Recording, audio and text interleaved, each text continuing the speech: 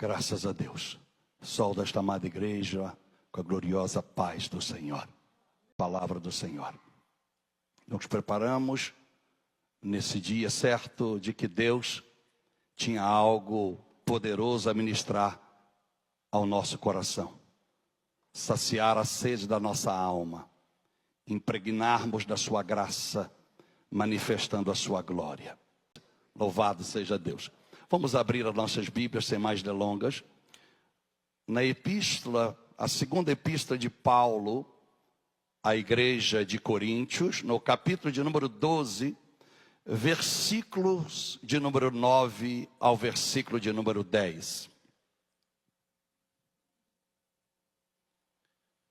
Segunda epístola do apóstolo Paulo à igreja de Coríntios, capítulo de número 12, a partir do versículo de número 9.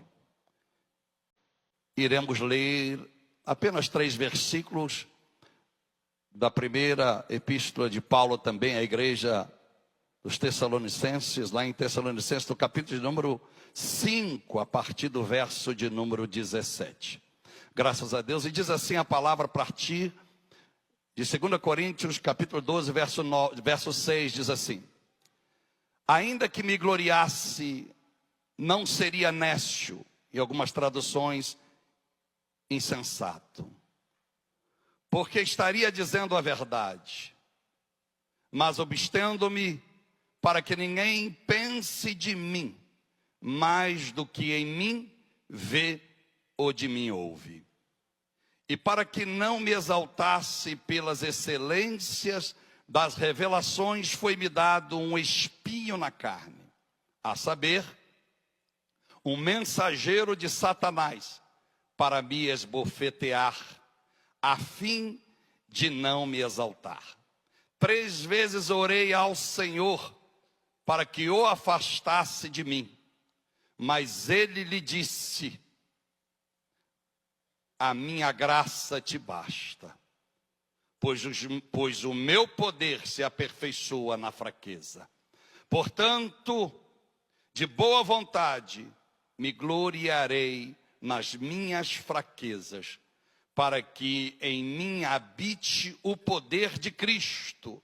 Pelo que sinto prazer nas fraquezas, nas injúrias, nas necessidades, nas perseguições, nas angústias, por amor de Cristo, pois quando estou fraco, então é que sou forte. A última leitura, 1 Tessalonicenses, capítulo de número 5, verso de número 17, diz assim: orai sem cessar. Verso 18, em tudo dai graças, pois esta é a vontade de Deus em Cristo Jesus para convosco. Não extinguais o Espírito. Louvado seja Deus. O que representa a graça? O que é a graça? O que é viver na graça ou debaixo da graça? O que nós como igreja estamos fazendo com a graça? O que a graça representa para nós? Qual é a mudança? Qual é a essência na nossa vida? Pela graça. Se sois pela graça que somos salvos, o que a graça está fazendo, realizando na vida da igreja, para que nós tenhamos a convicção de que estamos caminhando para a salvação.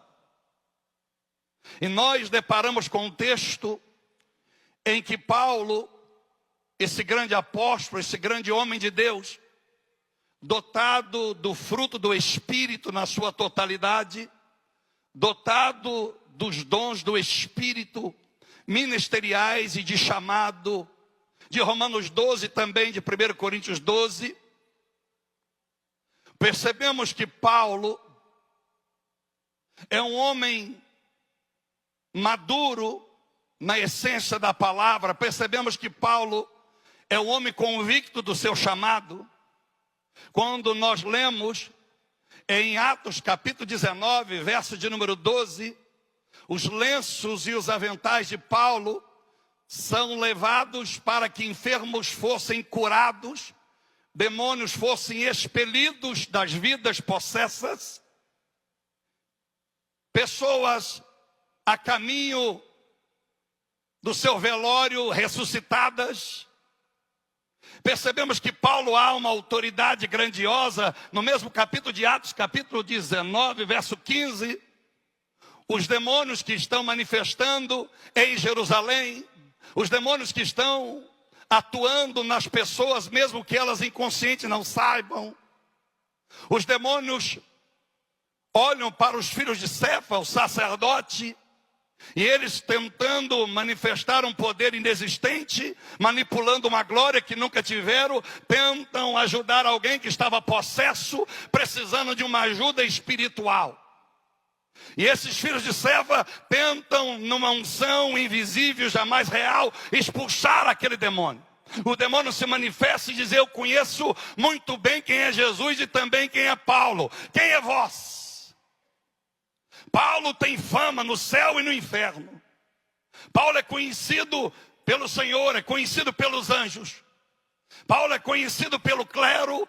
Paulo é conhecido por todos os religiosos. A fama de Paulo vai de vento em popa. Mas havia um gigante que Paulo precisava vencer. O gigante estava dentro dele: o ego, o orgulho. A vaidade no hebraico ou no grego nunca esteve ligada à roupa necessariamente. A vaidade está ligada ao orgulho, à prepotência, o presuncismo, a nossa arrogância de acharmos que somos o último gás da coca, que somos o Superman, somos melhor pregador, melhor crente, a nossa igreja é melhor, só nós iremos subir. E Deus precisava tratar com Paulo através da graça. Deus precisava colocar um espinho na vida de Paulo, para que aquele espinho pudesse revelar a Paulo quem ele era. Mas Paulo não sabe quem ele é, porque se soubesse quem ele é, ele não tinha orado por 3 vezes, pedindo que Deus o livrasse daquele espinho. Se Paulo conhecesse o seu caráter, a sua personalidade, oraria Paulo diferente: Deus, transforma o meu caráter, Deus me dá humildade, Deus me faça, como disse João Batista em João 3,30, que diminua eu e cresça o Senhor na minha vida. Paulo não se conhece, embora cheio da unção, cheio do fruto, cheio da manifestação do dom. E deixa eu lhe dizer, experiências gloriosas com Deus não te deixe imune aos erros e fracassos na sua vida. Paulo escreveu 3 epístolas, e alguns teólogos ou estudiosos do mundo afirmam que ele também escreveu a cartas aos Hebreus. E se fosse assim, ou se é assim, então 14 epístolas escreveu Paulo, ou 14 cartas, como queiram dizer. Estamos preparando pregadores e esquecendo de preparar adoradores. Deus não procura pregadores, Ele procura adoradores. Eu sempre digo: eu não sou pregador, porque o dia que eu for pregador, eu não preciso que o Espírito Santo me use mais. Eu preciso ser servo, eu preciso me colocar no meu lugar, me humilhar, saber que eu sou pó, que eu não sou nada, sem Deus nada posso, nada sou. Por isso que Paulo vai entender em Filipenses 4,13: eu tudo posso naquele que me fortalece. E eu quero vos ministrar sobre a graça. É a graça que vai salvar Paulo. É a graça que basta. E o tema desta mensagem: a graça que basta.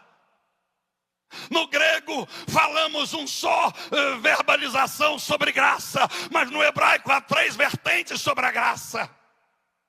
A graça da redenção, a graça da generosidade, da benignidade, a graça da caridade, a graça espontânea do Senhor. 3 níveis de graça. E Deus atua desta forma na nossa vida.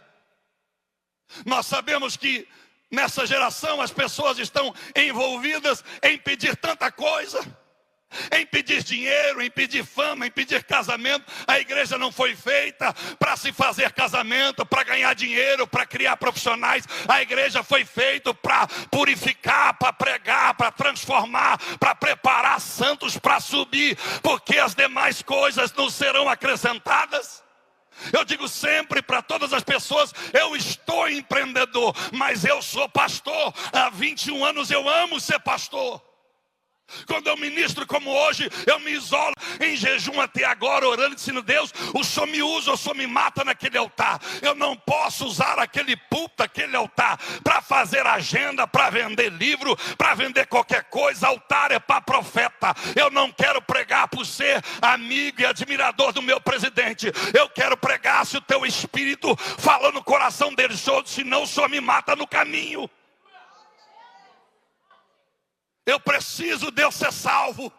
E a começar por mim. Fala comigo esta noite. Pregar não é vaidade, irmão.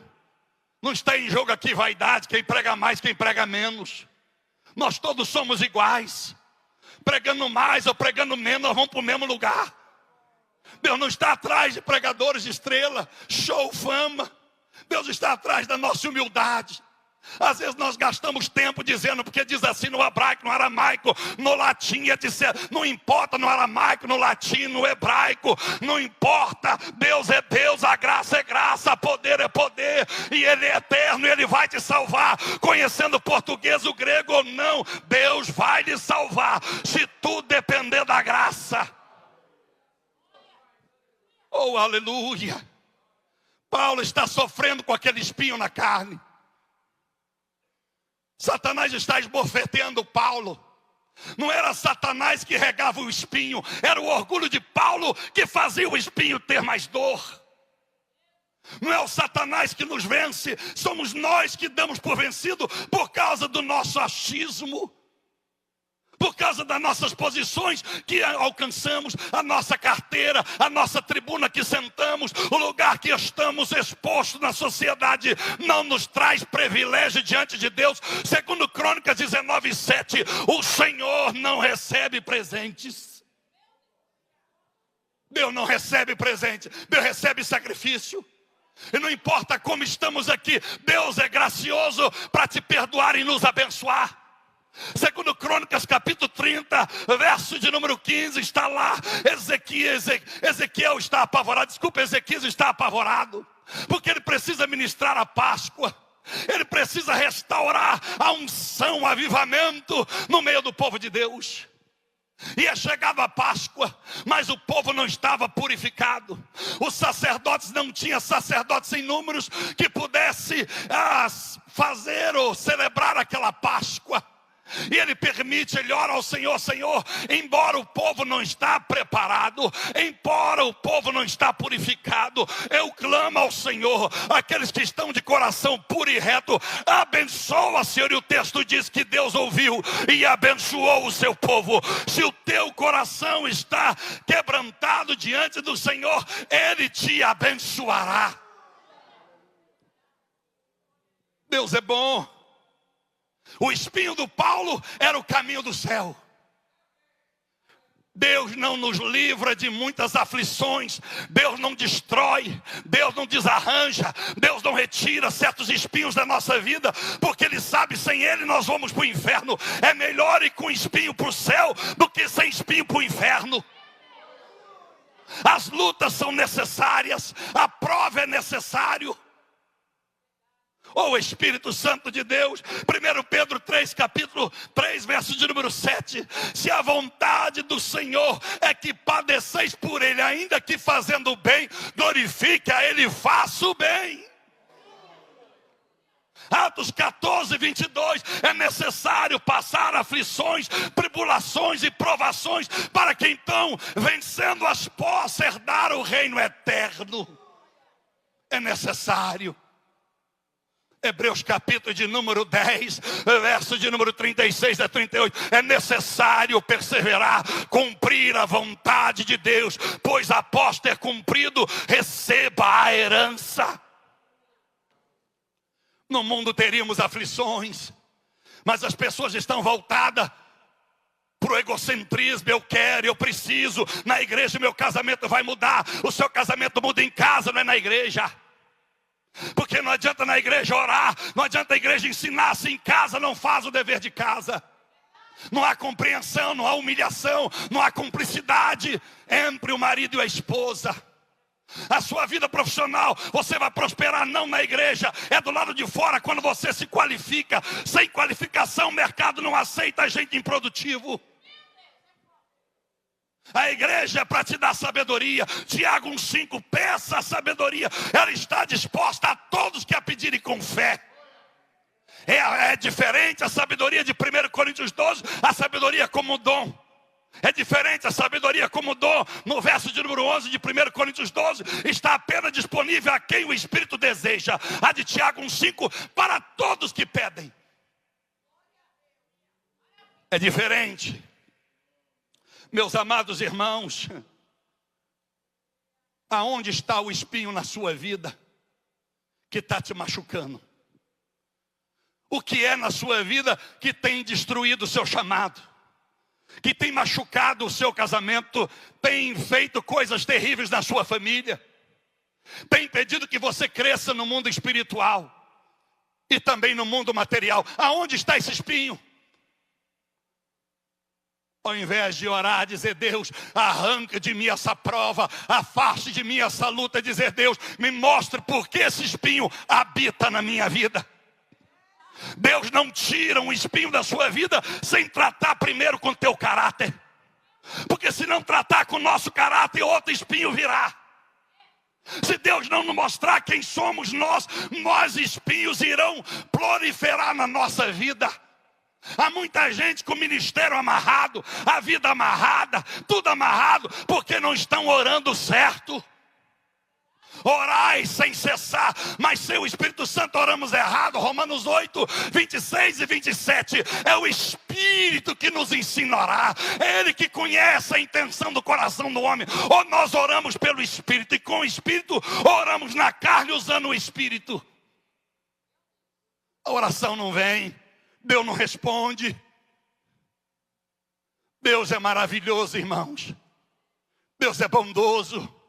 O desejo de Deus em 1 Timóteo 2,4 é que todos nós nos salvem, que todos os homens se salvem. Esse é o desejo de Deus, mas a porta é estreita. A graça de graça, mas essa graça tem preço, e o preço é o... E que, como disse a irmã Wanda, ele dizendo que todos os dias ela fazia culto no lar, que dê a igreja, que aproveita esta graça, que dê a família que está fazendo esse culto no lar, para que esse espinho seja extirpado da nossa igreja, e nós possamos glorificar a Deus em espírito, em verdade, em novidade de vida. Aonde está o povo que clama ao Senhor? Nós vamos nos montes aqui no Brasil, está cheio de gente gritando e adorando, falando em línguas, sabe lá que língua é, está lá falando, mas temos poucas pessoas buscando a face. Temos que orar e buscar a face. Orar você clama, a face é a presença. Segundo Crônicas 7,14, temos que ter a presença.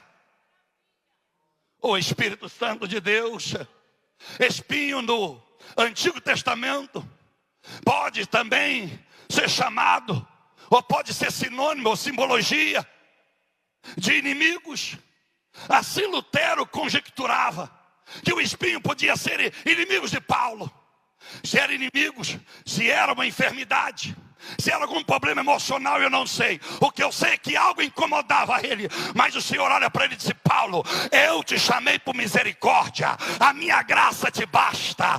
Levanta esta cabeça, faça a minha obra. Eu só queria que você soubesse quem é você. Não se esconda atrás da autoridade, do poder, da unção que eu te dei. Saiba quem tu és. Quando você se humilha, se a igreja se humilhar, eu tenho certeza que haverá um reavivamento. Homens serão usados, crianças, jovens, adolescentes, mulheres serão usados, milagres voltarão. Voltarão em massa. Nós precisamos ver isso, igreja. Nós não podemos vir aqui buscar interesse pessoal.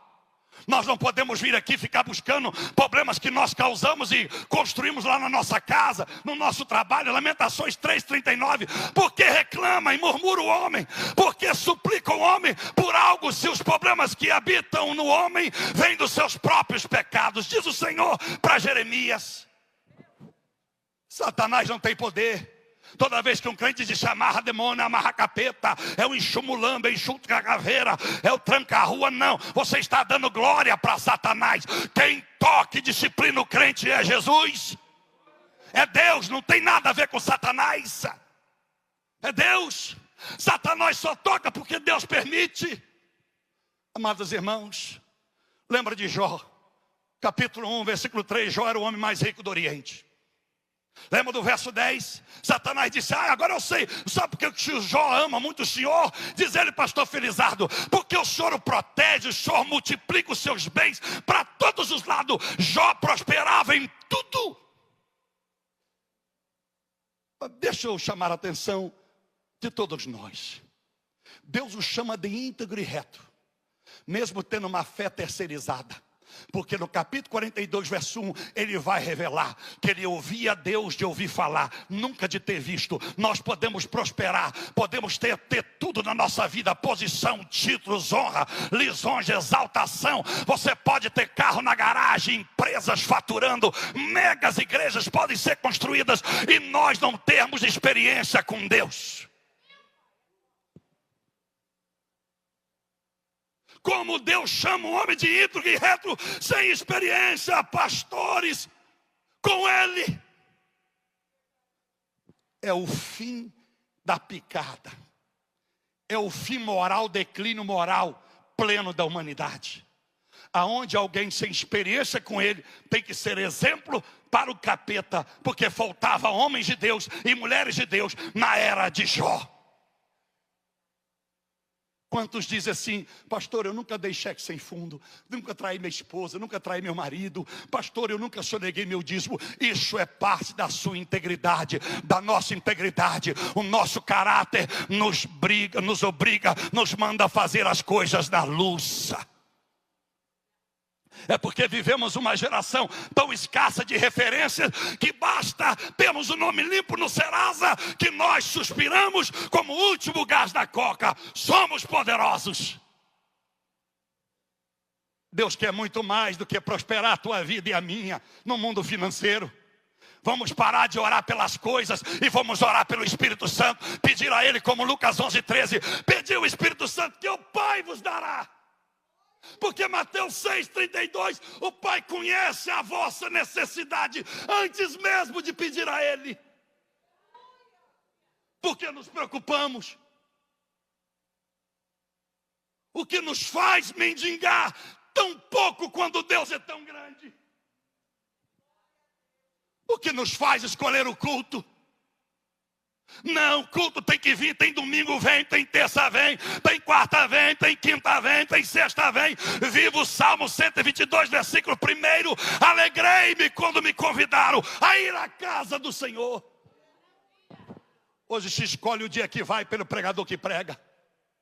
Escolhe o dia que vai pelo churrasquinho do lado de fora. Hoje tem lanche, vamos lá. Vamos lá, porque vai cantar fulano. Vamos lá, porque hoje é festa. Se o crente soubesse que nós estamos numa festa, a festa da salvação, a festa do reino, a festa da eternidade. Paulo nos chamou de edifício de Deus, mas ou nós terminamos em monturos como a torre gêmeas, ou nós continuamos a crescer, não só horizontal, mas vertical, temos que crescer.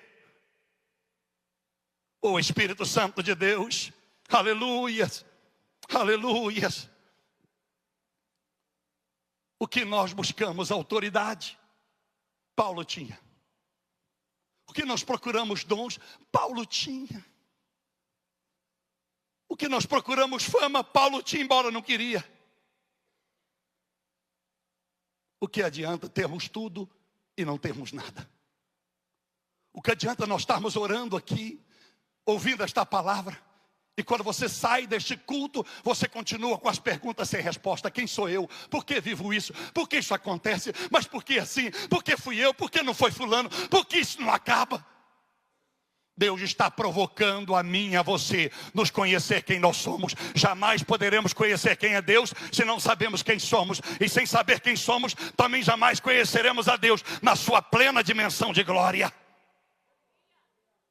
Paulo sabia e ele precisava saber. Deus nos fez a sua imagem e semelhança. Gênesis 1, 26 e 27. A escolha foi dele. Mas a escolha de sermos a imagem e semelhança, depois da queda do homem, em Romanos 3, 23, por causa do pecado, todos foram destituídos da glória. A escolha passa a ser nossa. Porque Romanos 5, 32, o Pai dá o Espírito Santo a quem obedece. E se tem uma coisa difícil é obedecer, sempre digo isso. Eu achei que recebi o Espírito Santo para obedecer. Deus disse não, primeiro só obedece por causa do livre-arbítrio. Porque eis estou à porta e bato. Se eu dependesse de Satanás, eu te pedia para expulsar demônio para mim entrar. Não, eu bato, se tu abrir eu entro. E se ele tiver, ele tem que sair, que a casa é minha. Paulo ia aprender. Embora escreveu sobre o Espírito Santo, eu posso te dizer, não importa o quanto eu tenho de experiência com o Espírito Santo, eu continuo frágil, pó, um miserável pecador. E digo como Paulo em Romanos 7, 24, quem me livrará deste corpo da morte? Eu não confundo aquilo que recebo daquele que me deu. Quanto mais recebo, mais eu sei que nada tinha. E quanto mais sei que nada tinha, mais sei que aquele que me deu tudo tem. Livros, Bíblias, DVDs, não me otorga o direito de dizer, eu sou bom. Comigo Satanás vai rodar. Vai rodar, Paulo, então toma na cabeça. Se humilha, Paulo. Satanás, ele pede para você por causa do meu nome. Mas se o meu nome, a minha graça sair de vós, ele te arrebenta. No meio, Paulo. Qual de nós estaríamos vivos se a graça de Deus não tivesse nos alcançado? Qual de nós? Salmo 34, 7. Ao lado daquele que teme ao Senhor, há um anjo da guarda do teu lado. É o anjo do Senhor que nos guardou.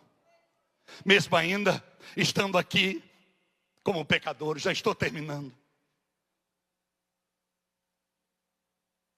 A graça nas suas 3 dimensões do hebraico. A primeira do verbo janã, que quer dizer generoso, dispensa favores em troca. Primeira graça que Paulo iria conhecer e que nós temos que tomar posse. A do verbo janã. Ele é generoso e ele dá essa graça sem querer nada de troca. Porque eu disse agora há pouco, segundo Crônica 19, 7, Deus não aceita presente. Salmo 116, verso 12, o que darei a Deus por todas as suas benevolências? Graça imerecida. Aleluia. 1 Crônicas 29, 14. Deus, quem somos nós e o teu povo? Quem é eu para que tu lembre de nós? Lembre de mim, aceita a nossa oferta. Se tudo que damos ao Senhor é de tu, te pertence, Senhor, nada é nosso. 1 João 4, 19. Nós o amamos porque ele nos amou primeiro. A graça já não é generosa. A segunda graça já excede. Caridade, misericórdia no sentido da redenção. Êxodo 20, verso 6. Faço misericórdia a milhares que me amam e andam nos meus mandamentos. Aleluia. A terceira graça, Hudson, aceitação com boa vontade. Aqui é a extrema benignidade do Senhor, a terceira graça. Mesmo sendo ruins, Deus está aqui conosco para nos abençoar. Por causa de Isaías 57, 16. Eu não contenderei com meu povo para sempre. Eu não contenderei porque o homem é fraco. Deus é bom. Neemias, a partir do capítulo de número 9, versículo 20 a 28, os senhores e as senhoras irão perceber que Neemias está dizendo, tu deste o teu bom espírito e nos deste sabedoria. Quando clamávamos, o Senhor nos abençoava. Mas daqui a pouco estávamos todos desviados. Clamavam de novo e o Senhor abençoava. Desviávamos, tudo ia mal. Clamavam de novo e o Senhor abençoava. É a graça, Hudson, a graça da benignidade. Ser bom naquilo que é ruim. Nós não somos bons. Bom é o Senhor que nos chamou. Escreve aí, Paulo. Efésios 2, 8 a 10. Escreve, Paulo. Sois salvo pela graça.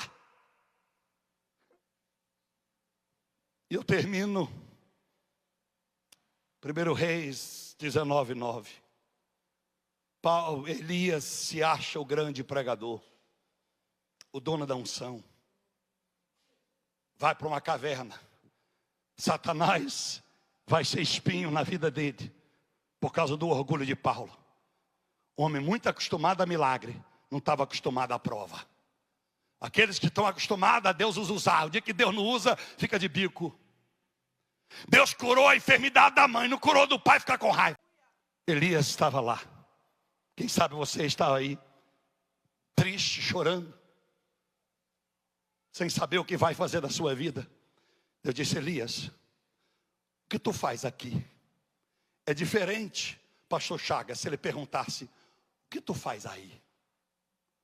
Se Deus tivesse perguntado o que tu faz aí, estava claro que Deus estava do lado de fora da caverna.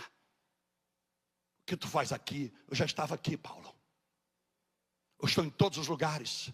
Olha o que o meu filho Davi escreveu, Elias. Olha lá, Salmo 139, verso 8 em diante. Nem as trevas, nem abismo, aonde tu escondeu, estou lá.